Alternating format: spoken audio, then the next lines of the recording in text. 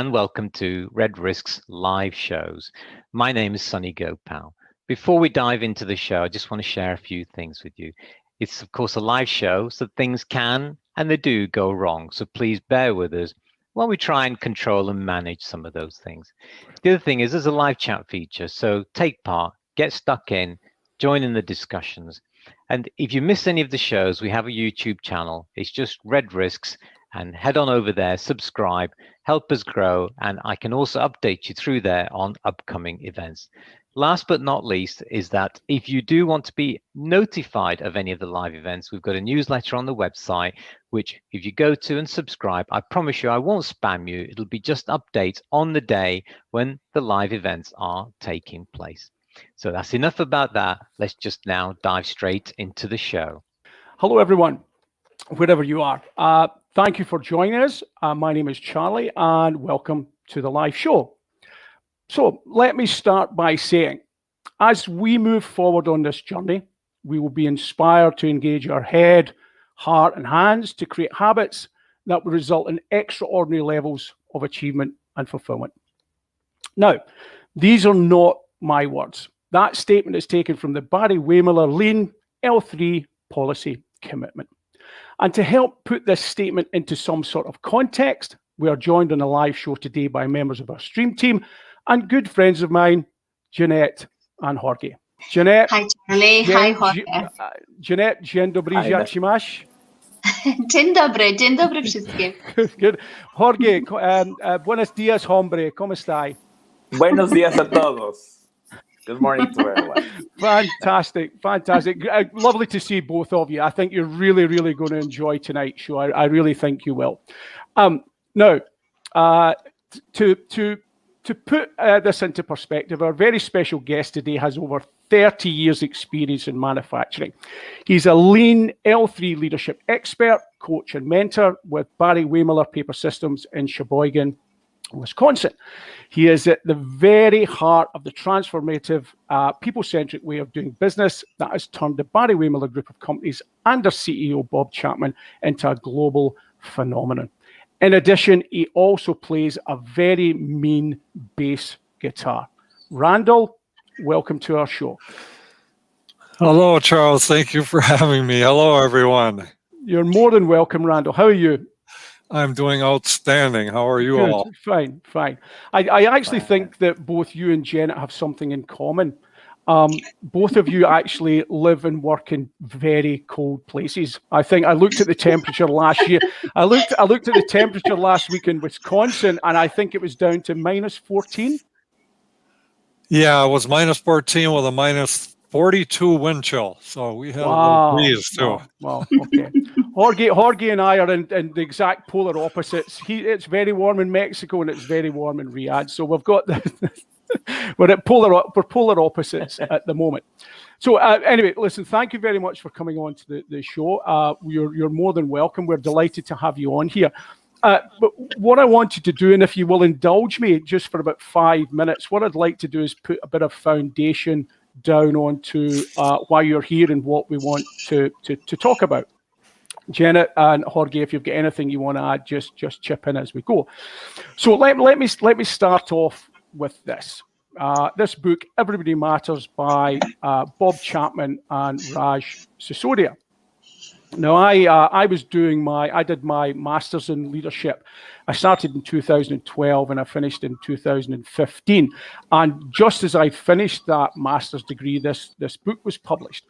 And what happened was that it got caught up with all the other periodicals and books and journals and everything else that I was using for the master's. And it kind of went with me, and I dipped in and out of it and things like that, but I never actually read it cover to cover. And during the COVID-19 crisis, which we're still in, I made a commitment to start reading a vast majority of my books that have been sitting on the shelf, and as they do, they gather dust and things like that. And this is where I came across your story on page 149 of the book. You can tell when I think a book's very good, I always end up with lots of post-it notes and yellow highlighters and things like that. So I found your story to be both inspirational and transformative and extremely motivational. And that's why I wanted to reach out to you and get you on to the show. So one of the pillars of our show is that we connect, share, and learn. We connected, we shared some stories, and hopefully later on, perhaps during the show, we are going to learn, because I know nothing about lean manufacturing at all. But in addition, just one more thing, and then we can come on to things in more detail. There's a video on YouTube. You can get it here. It's called Leaders at Work, Barry Wehmiller's Competitive Edge. And it was uploaded about 8 years ago. And it's Simon Sinek is there. It's in Wisconsin, actually, but I'm not sure if it's specifically at the plant that you work at. Simon Sinek was there. Bob Chapman was there. There was another author called William Ury was there. And the video went round the plant. There was a photographs and montage and things like that. And then there was interviews with specific people as they went through. And round about halfway through the video, it stops to talk to one of your colleagues on the shop floor. Quite an older guy. He had the baseball cap on and the safety specs, and he was saying that he was so delighted that the Kaizen facilitators, the guys who were facilitating the event, treated him with respect. They wanted his opinion. They valued his experience, and he said it was amazing. The video then moves on, and it comes back to him around about the halfway point. It comes back to him, and he says, he then adds to the story. He says, I was given a reward. I can't remember if the reward was your GPL reward, but he said, I was given a reward, and he says it meant so much to me that my work was being appreciated. He then said something that really hit home to me, and I just kind of a gut punch, if you will. He then said, I just want my wife to be proud of me. And he started, you could see him, the emotion started to change. I thought he was going to start crying, but then the camera cuts away to other parts of the video. And the question for me, Randall, is what is happening? What is going on within Barry Wehmiller that is eliciting such emotional responses with people that they're actually close to tears, where they're expressing what is going on with them? What is happening? Because you can read the book, you can watch the videos, but unless you're at the very heart of it, you've got no idea. What is happening? Oh, so good question. So in the book, I'm going to be honest, I haven't read it because I know all the stories that are in there, but sure. Bob Chapman has had many different epiphanies during his journey. And people-centric culture is something that it's not new, and we're not the only ones that say that we do it here at Barry Wehmiller. But the difference is when the man said, I want my wife to be proud of me, what we try to do at Barry Wehmiller is to remember that everyone is someone's father, son, daughter, child. You're not just a worker. You're not just a number here. You're a human being that has so many varied things going on in their life, and it's not that we look to pull those from people, but we want to recognize everyone we can. There's a saying that we use: shine the light in every corner of the business, and you'll find excellence and leadership happening in the most unexpected places. Right. Most times never gets recognized. Sure. And what that gentleman was conveying is, we're listening. We heard him.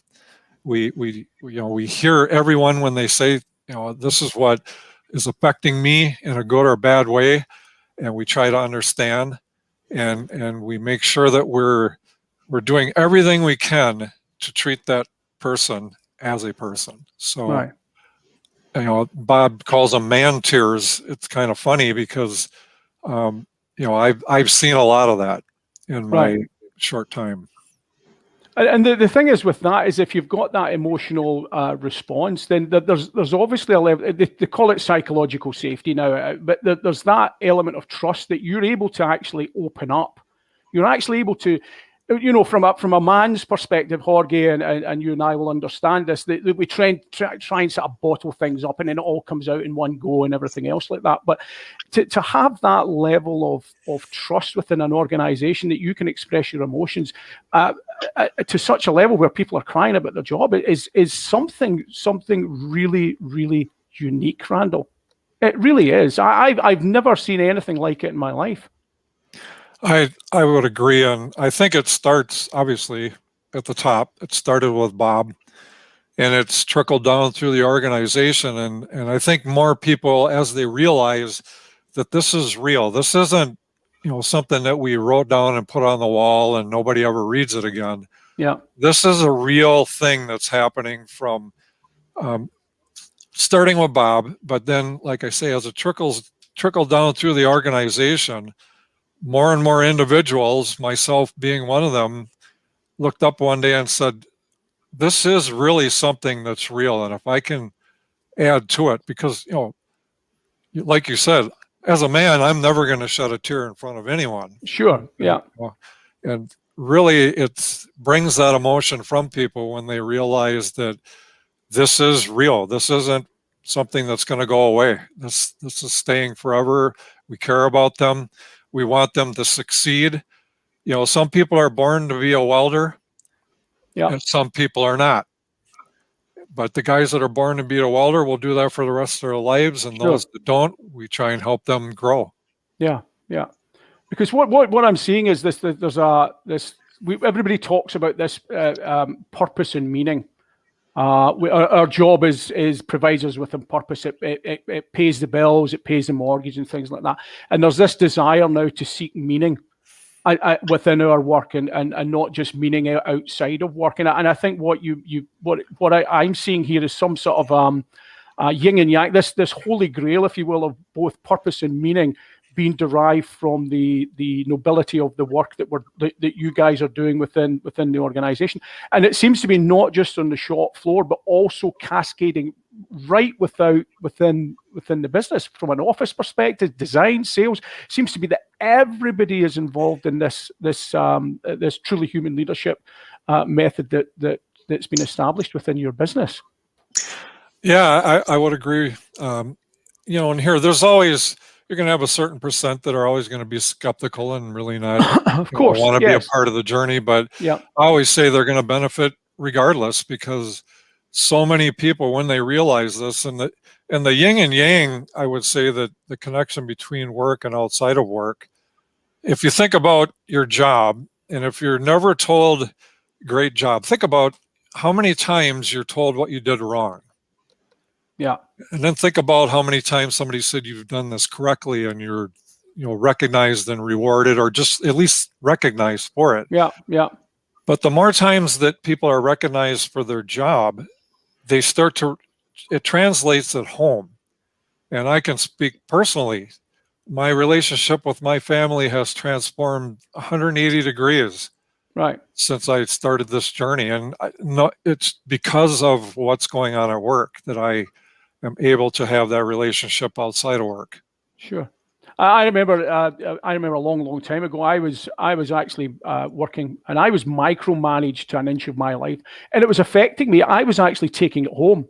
And as soon as I was going through the door, it was coming out. I'm being micromanaged. This is not good. It's not how, and I was taking it into my family life, and it wasn't right. That's not right. Yeah, and I was the complete opposite. What I would do back before my transformation, when I left work, the minute I walked out the door, if you asked me where I worked, I couldn't even tell you, because I would completely forget about it. But it didn't help me at home. I can tell you that because I just shut down then. It was like I had enough, and I'd walk out of that place and forget about it till I had to go back the next morning. Sure. So there's many different variables that could happen to a person when they're not happy in one aspect of their life. Yeah. I think one of the key things is once as far as I'm concerned, if you're in HSE, safety and risk, you're in manufacturing, you're in HR, you're in positive psychology, whatever organizational bag you are into, this book should not be on your to-read list. As far as I'm concerned, this book should be on your to-read now list. I consider that book to be really, really important. And once you start reading it, you think, hold on, this is where I work. This is where these guys work. What is it that, why is my organization out of sync with what is going on with Barry Wehmiller? And I think it's an eye-opener. It really is. It really is, you know.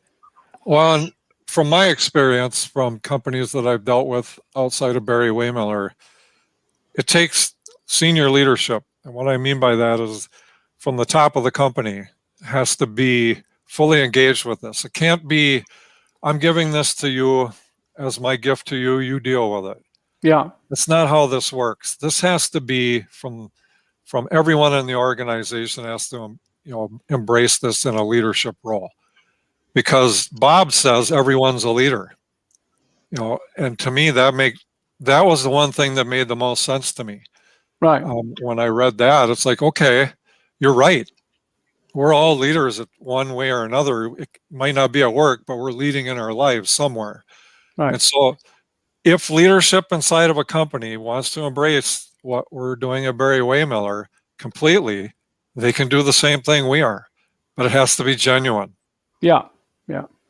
And I think you'll find that with most initiatives that go around, particularly around occupational health and safety and things like that, it tends to be flavor of the month. Here's something we'll do for 3 months, and then it's back to something else and things like that. Now, Janet, you've got a PhD, you've got a doctorate. Your leadership doctorate was about leading with care. Yeah. Yeah. Does this resonate with what your doctoral thesis was about? Exactly. That's why I would like to get back to your mission, Randall, because you mentioned once that your passion is to help people to achieve their goals. And it's so fulfilling, you mentioned. And today you mentioned the word journey. And if I may ask you a question, how did you start your journey? What was that turning point? Tell us more about your personal journey, your personal perception. How did it start? Oh boy! Well, it's basically in 2000 when Barry Wehmiller acquired my sister company where I used to work, and they introduced what they called lean manufacturing. Mm-hmm. And back then they were using what they call the Toyota method. That's where you get all of these Japanese phrases like Kaizen and Hoshin. But it wasn't geared around people, it was geared around process. And I was a completely different human being at this time. I was working in manufacturing as a fabricator. I was, for lack of a better word, I look back and I wasn't a good person. Not that I was a bully or anything. I really didn't value anyone outside of my immediate family. No one else mattered to me in any way. And so they started bringing in these new individuals from Barry Wehmiller, and not knowing who I was, these people would walk up to me and start talking to me, and I wouldn't even respond. I'd just stare at them and wait till they walked away because I didn't want to talk to anybody. And they wouldn't quit. They kept coming back. And finally, one day, one of the individuals, I was being a smart aleck, and I said, okay, here's what I want to do. You keep asking me. I want to fix what's wrong with this company. There, you got your answer. Yeah. So for 5 years, I was sitting there waiting for the flavor of the month to take hold. And they came to me one day and said, let's do it. They called it 5S. I said, okay, let's do that. Well, they weren't very good at it at that time, and it didn't go off very well. So it kind of put me back in a bad spot. Mm-hmm. So about a year later, I got up out of bed one morning, and I'm standing there shaving, getting ready to go to work, and I'm looking in the mirror, and it's going to sound almost like a cliche. I looked at myself and said, is this who I want to be the rest of my life? Yeah. Wow. I had no friends. My family didn't even like me. I mean, I can tell you later on, my mother looked at me one time and said, for 30 years, I was scared to death of you. Wow. That's the type of person I was. And so I said, no, I don't want to be this person anymore. And I went to work and I didn't know what to do. I had no clue what I was going to do. But these people kept coming and talking to me. And so finally I told the one person. That's care, what I call care. Yeah, they wouldn't give up. They were brave. I was a big man. I mean, I was a power lifter. I was an intimidating individual. And everyone said it. I was just, nobody wanted to talk to me. Engineers would see me and turn around 50 feet away. The other way. Yeah, they were scared. And so it's a transformation, yeah. And so finally I said to the one guy, I want to help. I don't know what to do. Well, he said, well, let's see what we can do. And really nothing transpired. So I had my yearly review, and I told my foreman at the time, I said, you've got my 2-week notice. I can't do this anymore. I can't be a fabricator. I need to do something else. He said, well, what are you going to do? I said, I don't know. You got my 2-week notice. And our production leader at the time, I guess he had told my foreman, Randall's going to want to talk to me. I know he wants to quit. And so he came over to me and said, what do you want to do? And once again, I'm like, I want to help. I don't know what to do. I don't know everyone's afraid of me, and I want to help. I don't know what to do. And there was an opportunity for what they called the L3 team. And I applied for it. There was 22 candidates. And I don't know why they picked me, but they picked me out of all of these candidates. Wow. And at that particular time, I had gone through a divorce. And so I was really able to just say to myself, I'm going to become a different person. I didn't seek professional help in any way because I knew no one can change me but me. Oh. And so I completely took my past life, everything that had made me that guy, and put it away. I said, I'm not going to focus on that anymore. My life starts today. Wow. This is where, and I changed from being called, those who could talk to me called me Randy or Fleming. And I changed my name. I told everyone my name is Randall. That's my birth name. Yeah. Randy is gone. You want to talk to Randy? He's gone. Randall's here. So since then, I haven't had a bad day. I haven't had a day where I woke up and said, I don't want to get up. I get up every morning and say, what's the most excellent thing that's going to happen today? Oh my God, that's so inspiring. No, I mean, it's just, it's incredible. Yeah, Jorge, please, Jorge, you're on mute, Jorge. Yeah, there you go. Yeah, thank you. Look, Randall, it's amazing to hear about all your history. It's very fascinating.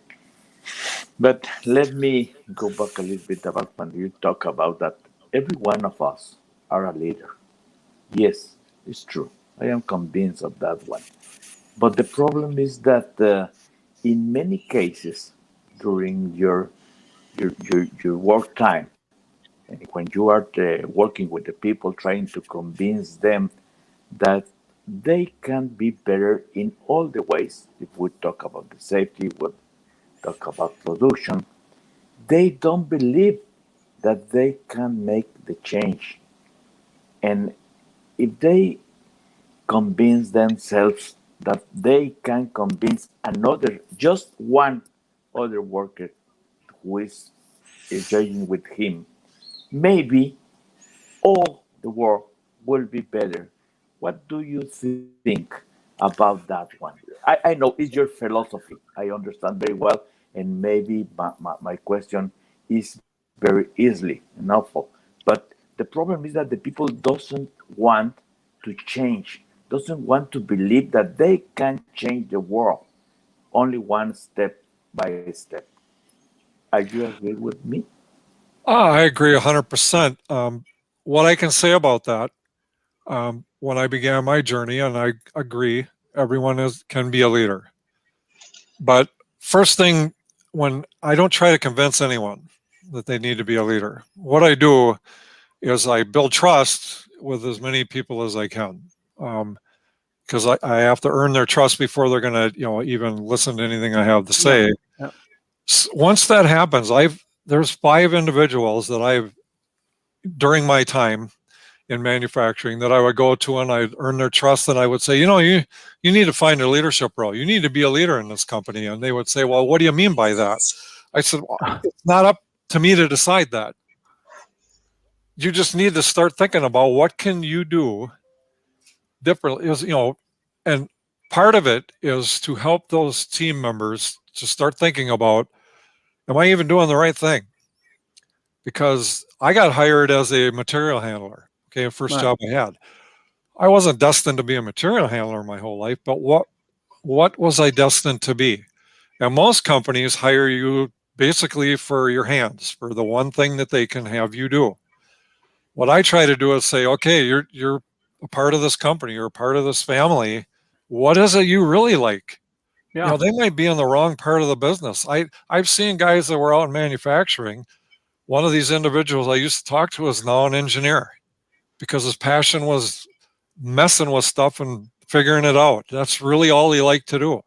Right. And so I agree with your statement that it's everyone can be a leader, but we have to let them know that there is a path that they can choose to do that. I'm not going to tell you what to lead at. I'm going to say there you can try and you can set your own path. That's what Barry Wehmiller is good at doing. I set my own path for what I want to do. That opportunity might not ever happen. Yeah, it's still my choice.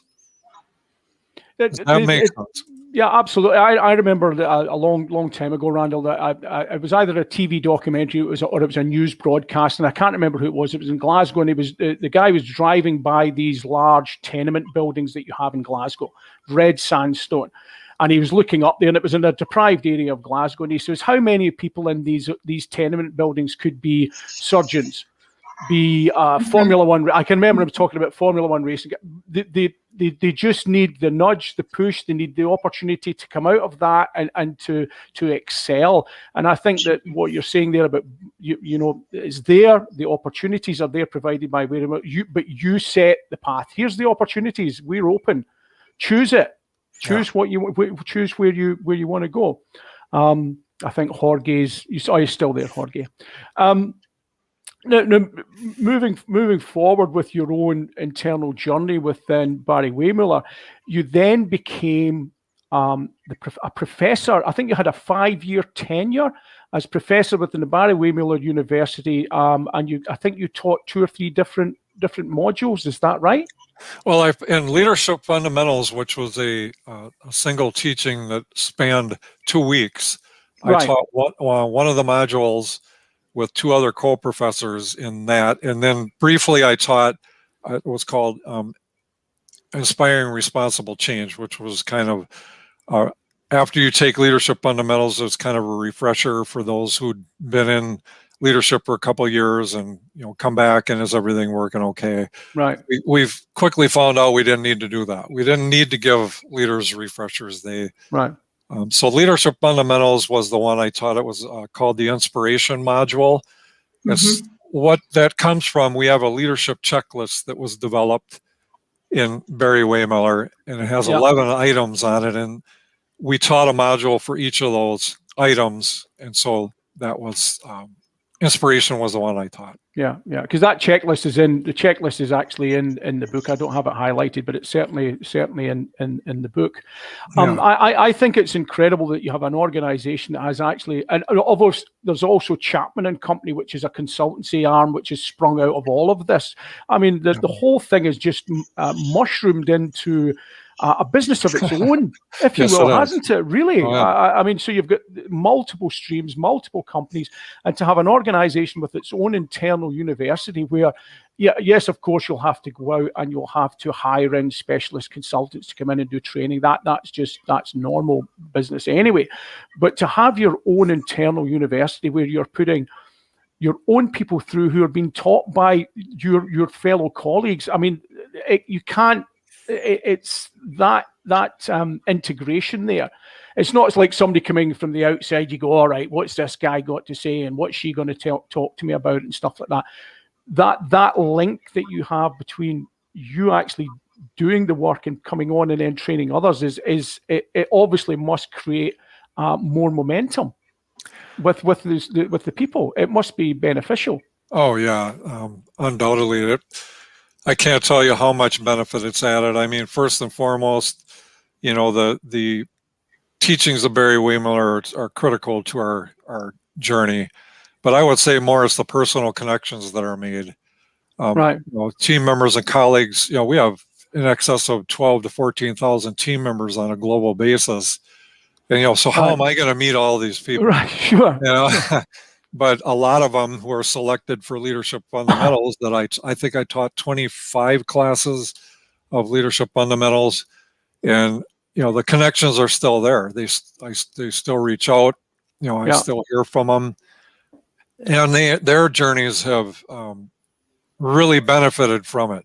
I would say because you know once you go through those teachings, and you have so many people that see the same criterion and they're learning the same thing and they're connecting to it, that synergy can't be stopped. I mean, that's something that across the globe it spreads, and now with the Leadership Institute, it's spreading into other companies, and hopefully, you know, Bob, I think he said 20 years ago, he said, you know, if we can change one company, we can change one town, we can change one state, one country, and then we can change the world.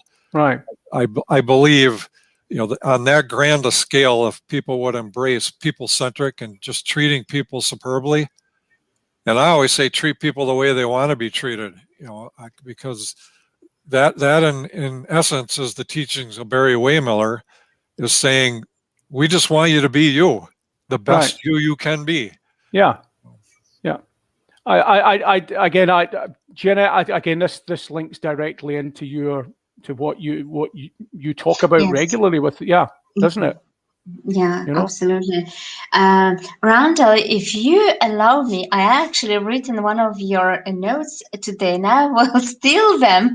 Sure. You mentioned that people might be afraid of change, but let them know that there is a path that you can set yourself. Isn't it great?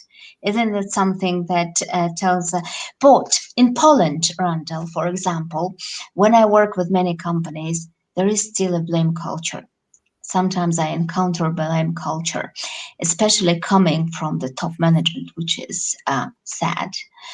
So if you would now face those managers, what would you say? How would you tell them that it's actually great to be a passionate, caring leader? Well, Your way of telling is actually, I don't know why, but when you tell, I want to believe that. Charlie, absolutely. I wholeheartedly agree. What you're saying, Randall, comes across with some commitment and some passion in it, and it would be hard to believe. I would hard to understand anyone not believing what you're saying. And I speak from the heart. I think what you're saying is full of commitment and passion, and it should be people should be listening to what you've got to say. You know. Well, I appreciate that, and I guess what I would say to someone who's in a blame culture at a leadership level, I would look at them and basically say, well, are you happy with how your business is running? Yeah. What's your attrition rate? If you're happy, what's your attrition rate? Whatever number they would give me, I would say, are you happy with that number? And I would ask these 5 why questions. Why are you happy with your business? Yeah. And eventually they come to they'll come to one of the questions I would ask and say, well, no, I'm not happy with that at all. Yeah. And it could be like the morale. I always hear that all the time. Well, the morale in my plant is every time I walk through. Well, how often do you walk through? Yeah. You're the leader of the company. When do you go out and do you talk to team members? And if you do, what do you say to them? Do you say, I'm paying you to work for a living? Or do you ask them, how are their kids doing? Yeah. Are you a human being? Is that person? What do you want from your company, first and foremost? Because anyone can make a lot of money by forcing people to do things, because people get a job and feel they have no other alternative. Sure. Don't you want them? And here, I'm going to use the head, heart, and hands. Yeah. Bob Chapman said, we hired you for your hands and your head, and you gave us your heart for free. Wow. And I would look at a CEO and say, what would you do if all of your team members, your family, gave their heart to you 100%? How much better would your company be? That's amazing. That resonates so well Oh, with my thanks. Of course, yeah, absolutely. Yeah, Jorge. Jorge. Yes. Okay, Randall. I am surprised of all your experience and all the path that you followed during your life. Let me tell you the congratulations. I am I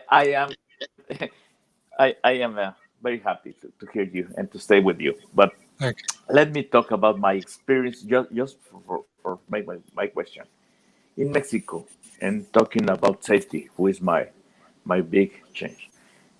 When you're trying to convince the people and you are convinced that the safety is the best that you can find for work safe, and you can translate all this knowledge to your family and all your friends outside the job. Maybe the people say, "Oh, he's crazy. He's crazy. Look at this crazy."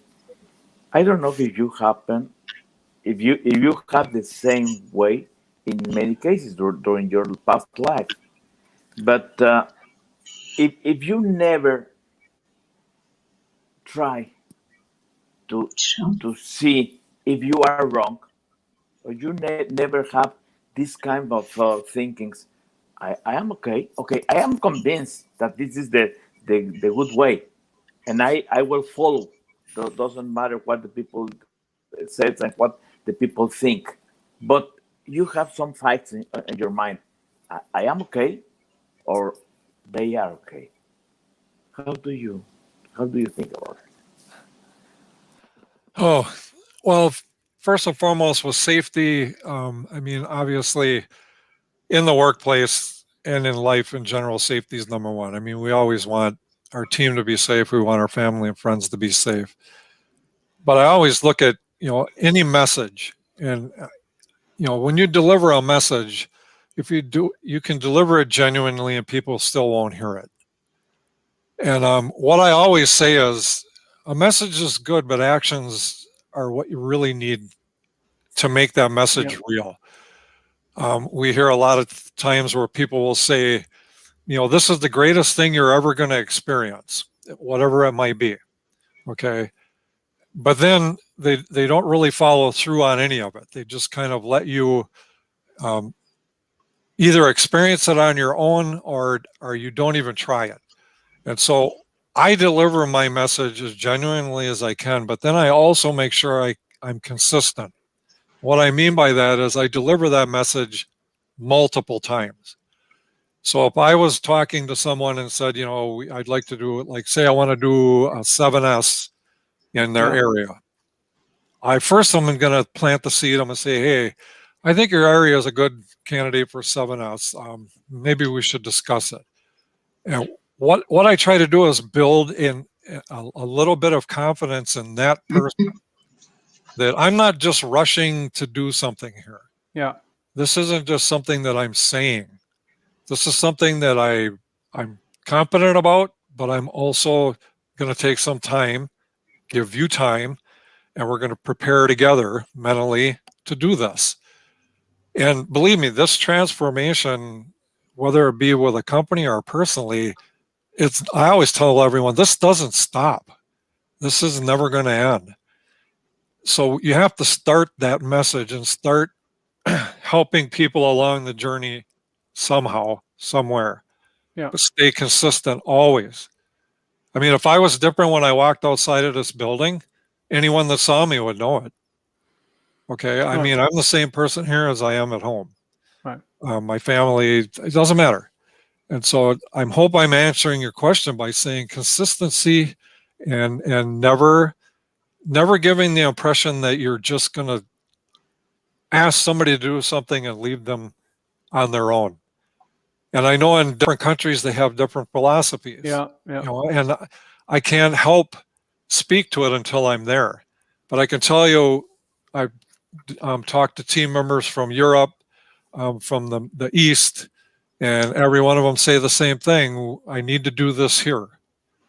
And all I would offer is anyone listening who wants to try and do this journey, you have to stay consistent and you have to have a message that resonates in some way, that you can earn trust and earn the ability to gain traction with those individuals in their journey. Yeah. It's not about me. It's not about you. It's about them. Did I answer that? Just to answer, sorry, I'm not going to across you, Jorge. In the book, it talks about courageous patience. And that, what you're talking about there, about the building of trust, and it's not going to end. It's about the patience that, because not everybody learns at the same rate.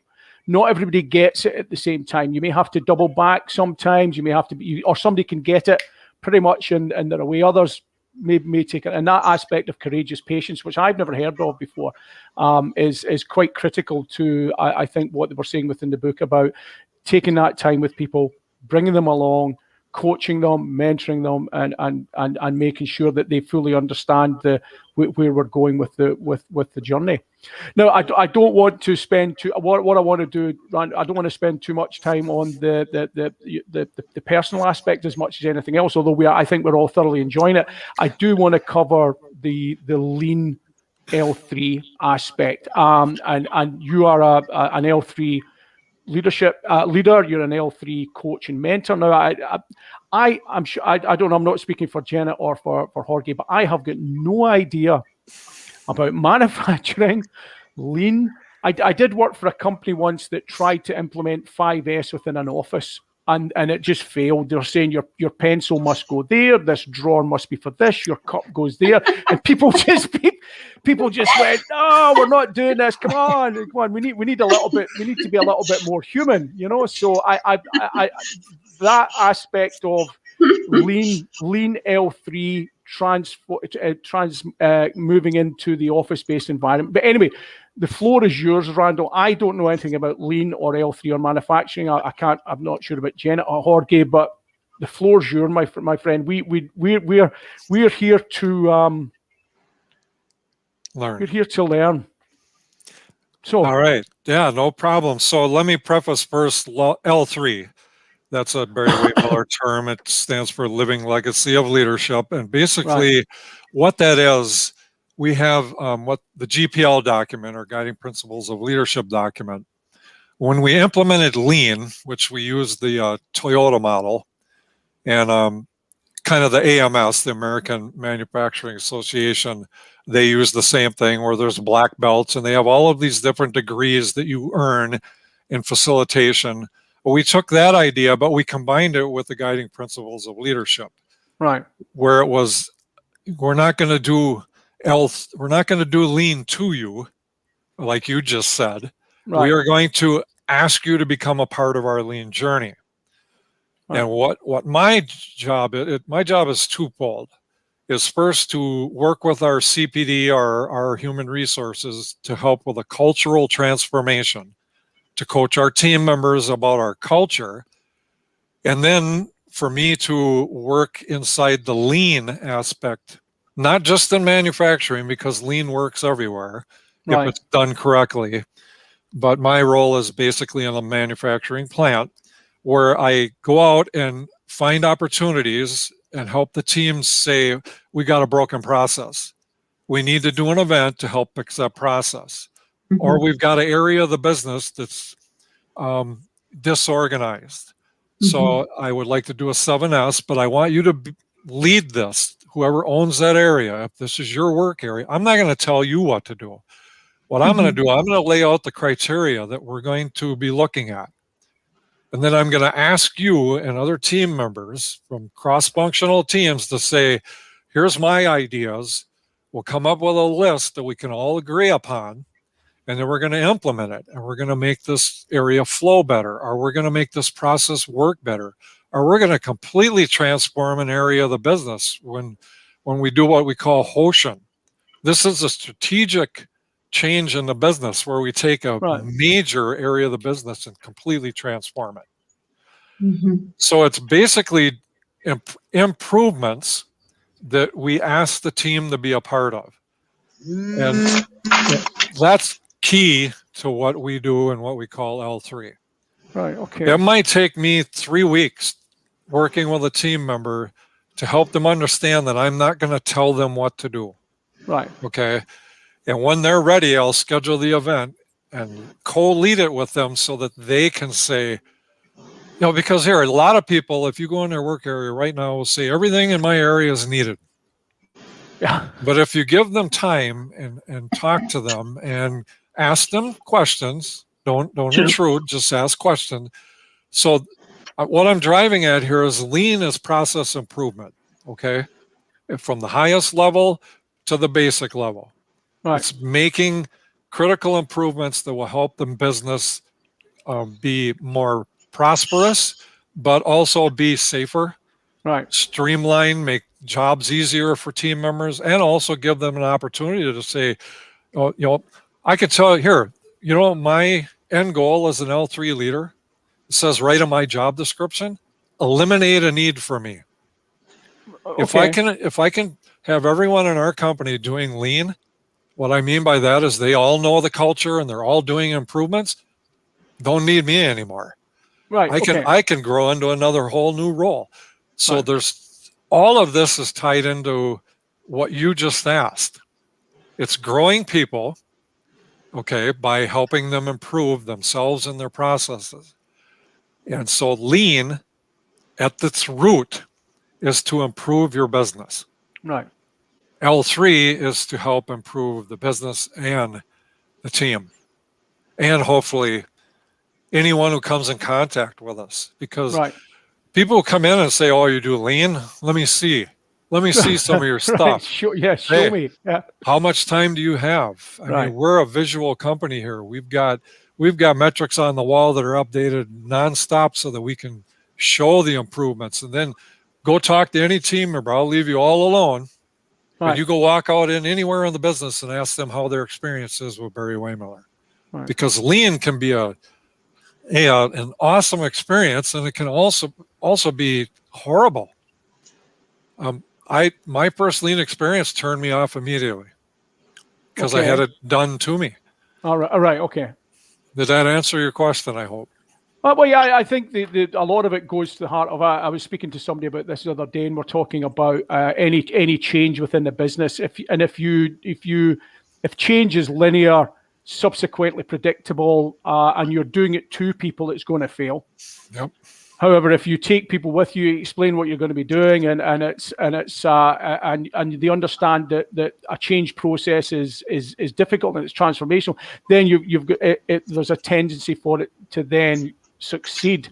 I was while you were talking, I was looking at your guiding principles of leadership within the book. So I was going to ask Jorge, but he's disappeared.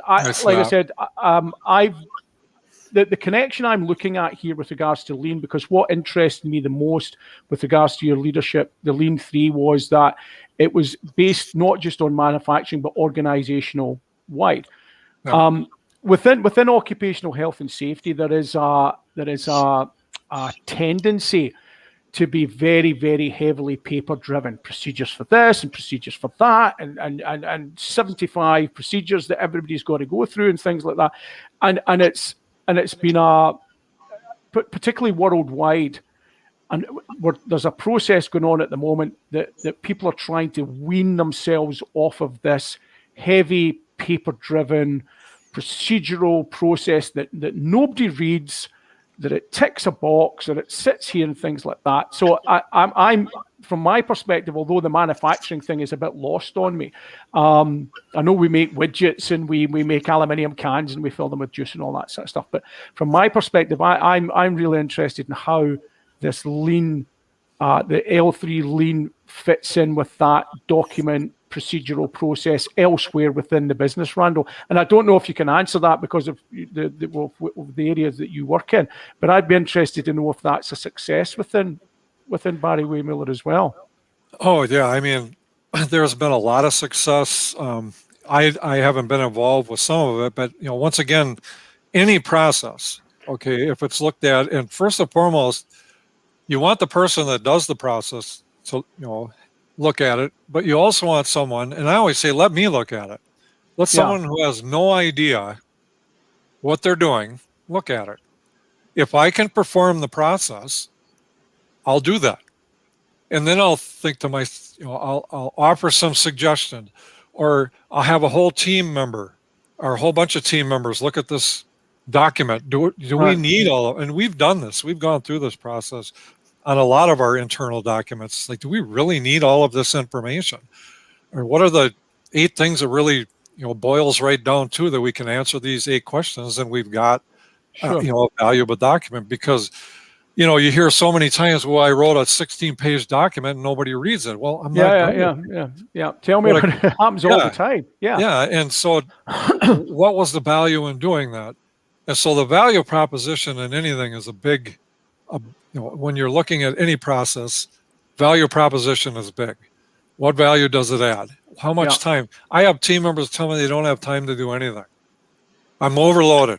And when I sit down and I've done these studies, write down what you do every 10 minutes of your day and then give it to me in a week. I want to see what you do every day for a week, 10 minutes, snapshots.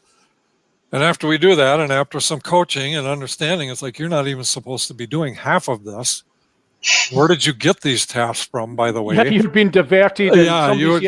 Somebody has dumped this in your lap and it doesn't belong here. I just went through this with a team member yesterday. I'm learning their process. And I literally stopped them 5 times and said, why are you doing that? Yeah.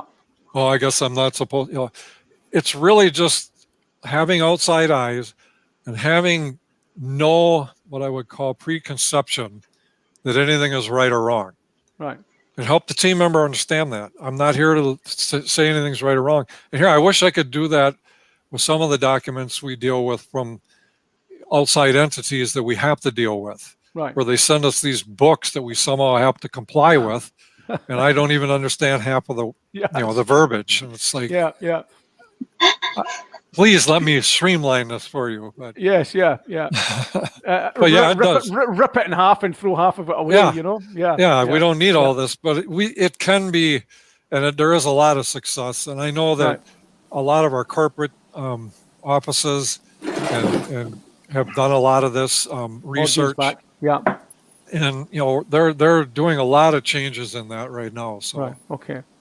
How does things manifest itself with your subcontractors and external companies that come in? How does this is there a does it leach out into these companies, and do you see them improving their processes and their procedures, and is there some, does it leach out, and do you see that happening? Oh yeah, well, many different facets. Some of the things we do affect our vendors in a positive way. Other things we do, we outsource sub-assemblies to companies, and we train them how to build them, show them how to source the parts the way that we do. We're a just-in-time, single-piece flow industry, which helps not only us, but our vendors. At first, it hurts everyone.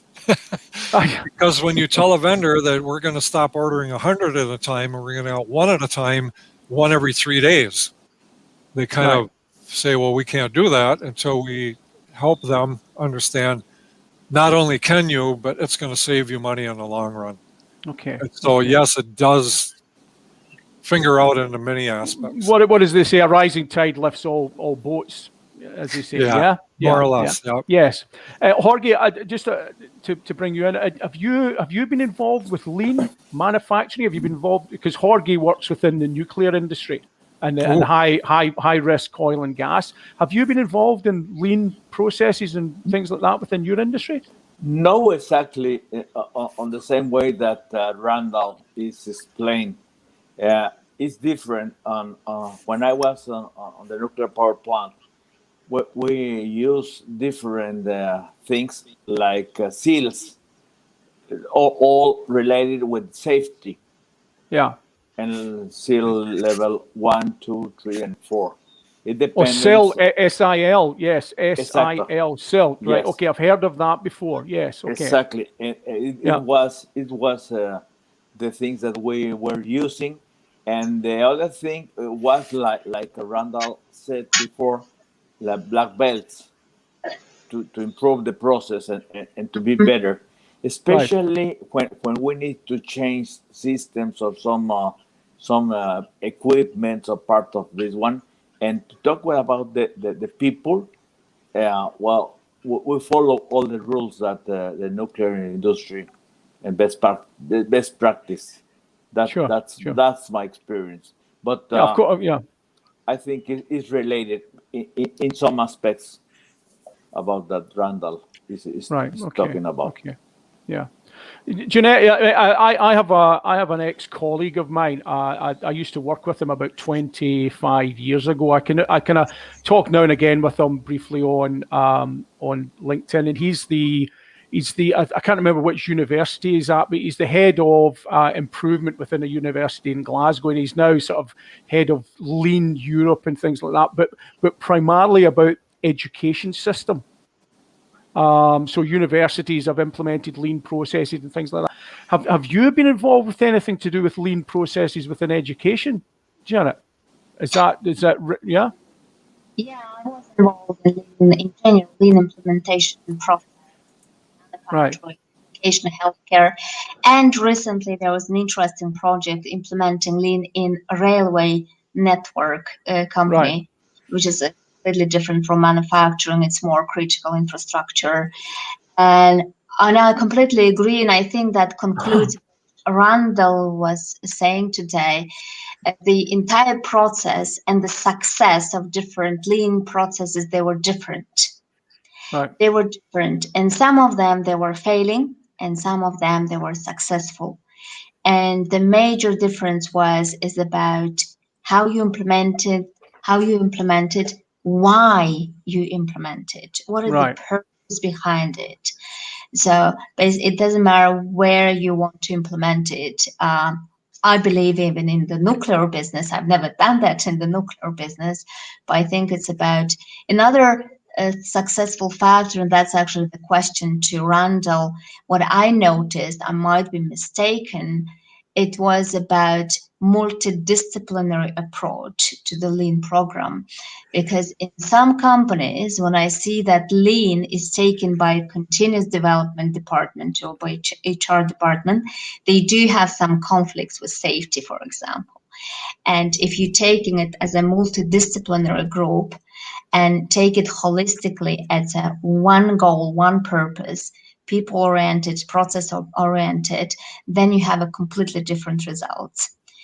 Randall, I hope that the conclusions I have is right. Any comments on that? No, I think that's exactly right. This is all inclusive, like you said, because one, like you say, if CPD or HR delivers a message, that's okay if it's something that's just information to the rest of the company, and even the site leader can do the same thing. But when it's all inclusive, when I would say the entire leadership team first, that's who I recruited when I first came here. They became what I call my lean team, because I sat down with them and I recruited them as the lean leaders to help me deliver the message. So it's all encompassing, or not at all in my assessment. Okay, yeah, you're right. You can't just play with it. It's the process you're in or you're out. And this is the journey that we're going on, right? Okay, okay. What does the future hold now, Randall? I mean, in the book, I know that the people out in this, the book was published in 2015. People have said that they want you to write your own book, and is that something you want to consider, or have you started? I haven't really even thought about it. Raj, who helped co-write the book, he wrote another book, and he asked me if he could. He interviewed me again. He actually had his daughter do the transcript, and she had Raj reach. He wants to write my book. Right. I've never really thought of it. I'll be honest. I never thought about any of this when I first stepped up and said I wanted to be a part of it. Right. And Bob, he nicknamed me Darth Vader after he met me the first time, because I wasn't a good guy. Right. But, okay. And so, I appreciated when he wanted to tell my story to help deliver them. I said, if anyone in the world wants to hear this story, Bob, you're more than welcome to it. And having lived my life, I don't think it's that unique. I just think that, I live my life as full as I can every day. I always have. My My kids and my parents have always been my best friends. Right. I love what I do. I love my life. But the future holds for me is basically, I'm training for my next role. And it's actually the role that I set on a course in 2010. I told the guy that talked to me, I said, I want to be a production leader. Right. I want to lead a production crew someday. And so I'm training for that. And hopefully before I retire, I'll have that opportunity. Making sure that my oldest daughter, she's implementing lean from talking to me, and I'm helping her. Her company's not doing it, but she's winning over everyone by doing it. I'm teaching her how to do it the Barry Wehmiller way, and her company is really embracing it. So helping my kids and family, and just I don't, notoriety to me has never been a goal, and so All right. Okay. yeah, I never think about writing a book because I always think there's an old saying I live by. If you wrote a book of your life, would anybody want to read it? Okay, and I always look at my life and go, well, I enjoyed it. I think it was cool, but But would anyone else think? would anybody else care what I did? I'm really impressed with your enthusiasm for life, Randall. For you to be sitting here, and I'm not going to ask you what your age is, but for you to still be planning ahead and saying, I want to be doing this, and this is what I want to be going for. That you can't, you could bottle that and sell it, and you'd be a millionaire. Really. I can appreciate that, but I can tell you, when I decided at a young life that I wanted to better myself always, and I wasn't going to let anybody, I used to say I wasn't going to let anybody beat me. Sure. I decided every decade of my life I was going to set a goal. Right. One, it would be athletically, another would be intellectually, and another would be career-wise. And I've attained every goal. Some I attained earlier than I wanted to. I'm 59, and I can tell you I still have goals well into my 90s that I know that I can achieve. And they're not, even when I'm not working, I still have things that I want to do to help people in the future on my own terms, but using the things that I've learned and gained from others. But I have athletic goals in my 90s, so I'm going to be around for a while. We need to get you in touch with a former guest of ours, a chap called Darren Sutton. Darren came on and started talking about performance excellence and making a commitment and certain goals that you would go forward and things like that. He'd be delighted to. The two of you could talk forever about this. So future for you, Randall, production leader. I don't see why that you won't achieve that. You seem to have achieved everything else that you've set your heart on. I think your story is inspirational. I just wish we'd have some more time to go through the manufacturing side. But I've learned a lot. Jeanette, I think you're the same. Yeah. I would like to thank you, Randall, for the show. I did really enjoy it. Actually, we always say that we would like to invite real people and real stories. Actually, that's Charlie's work. And I remember the day when Charlie sent me the scan and the book with all his notes. And I wanted to read it. He was so excited, and that excitement I feel it today. What I'm taking today is about. You're breaking. I'm sorry, Jeanette, but you just started Jeanette, breaking missed up. That was you were breaking up. Yeah. You were breaking up. What I'm taking, can you hear me now? I can hear you now. Yeah. What I'm taking around today from you, it's a personal connection that we need to make. And it's about passion and it's about people. Thank you so much for this show. You're welcome. You're welcome very much. I'm delighted. Yeah. Jorge, have you got anything you want to add, my friend, before? Yes, Charlie. Thank you. Randall, was very, very nice to talk with you today. My pleasure. And thank you. Congratulations for your shine of life. You are a living history that the things can do it. And thank you for that one. Keep on the way, and maybe we can be in touch because there is a lot of things that I need to learn from you. Thank you very much, Randall. Congratulations. Absolutely. Like with anyone, I'm more than happy to stay in contact with you. I always say that I used to not like people at all, and I really didn't. I didn't have any friends. And for the past 11 to 12 years, I always tell everyone I want more people in my life. I can't get enough of people anymore. Right. And so I'd be more than happy to stay connected with anyone that would like to. Okay, Randall, the group of people we have, they're not just colleagues, they're our friends. We have there is a place at our table.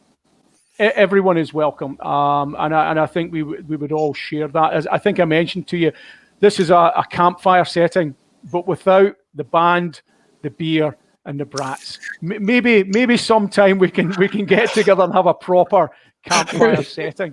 Okay, I agree. But anyway, just in closing, buy the book, read it. It's really important, okay? Get online, have a look at this video. Leaders at Work, Barry Wehmiller's Competitive Edge. Read it. It will knock your socks off. And I think we have ticked all the boxes tonight, Randall. We've connected, we've shared, and I think everybody has learned an awful lot from you. Thank you very much. Great show. Jeanette, thank you very much. Jorge, all the best. Randall, speak to you soon. Everyone, bye-bye. Goodbye, wherever you are. Bye-bye for now. God bless. Thank you. See you later. Bye-bye. Bye-bye. Well, thank you so much for stopping by and sharing some of your time with us on the show today. I hope you found that enjoyable. We certainly love putting these shows together and trying to engage with the community out there. If you have any thoughts or any comments or any suggestions, please just whack us an email on live@redrisks.com, and always happy to hear from you. Once again, if you miss any of the shows, head over to the YouTube channel, RedRisks, and you'll find all the shows are uploaded there. Catch up next time. Thanks. Stay safe, stay well.